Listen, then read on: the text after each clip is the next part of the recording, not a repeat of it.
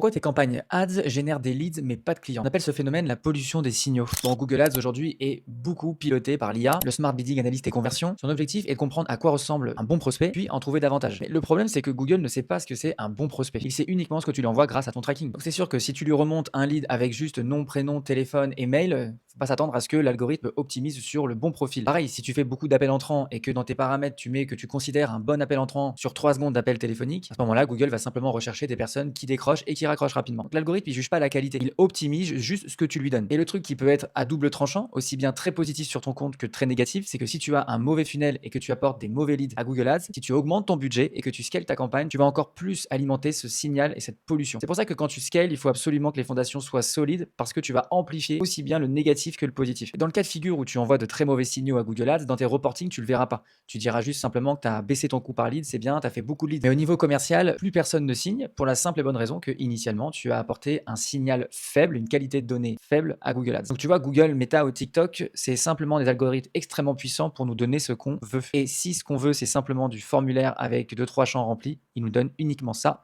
et c'est amplifié à mesure qu'on augmente notre budget. Donc pour corriger ce signal pollué, ce que je conseille en général, c'est souvent d'améliorer d'une part l'audience, parce que ce soit sur une stratégie créative méta ou que ce soit sur des mots-clés Google, c'est à partir de l'audience que déjà vous avez des clics de plus ou moins bonne qualité. Par exemple, sur Meta, si vous avez une stratégie créative un petit peu agressive, vous voulez simplement faire du clic, ça, Meta sait faire, il va vous faire du clic, mais par contre, il va vous donner des leads de mauvaise qualité. Et plus vous allez augmenter votre budget, plus il va continuer à aller chercher les audiences les plus froides possibles, parce que ça représente tout à fait le profil que vous lui avez demandé. Pareil sur Google Ads, si vous mettez des mots-clés très larges, en type de correspondance broad par exemple, et que vous ne faites pas attention à la pertinence de ces mots-clés, vous allez avoir des mauvais clics sur votre landing page et donc des mauvais leads. Et le dernier élément, c'est votre funnel final. Et c'est souvent votre formulaire de contact. Si dans le formulaire de contact, vous mettez quelques champs, c'est sûr que ça va vous apporter des prospects peu qualifiés. Donc, ce que je vous invite à faire, c'est de rajouter des questions préqualifiantes dans votre formulaire de contact, même si vous n'en avez pas vraiment besoin en tant que commercial. L'idée, c'est d'envoyer le bon signal à Google ou Meta en préqualifiant un peu les leads et en évitant que certains prospects curieux aillent jusqu'au bout du funnel. Donc, si vous avez un problème de qualité de lead et que vous voulez que je regarde éventuellement si votre funnel est optimisé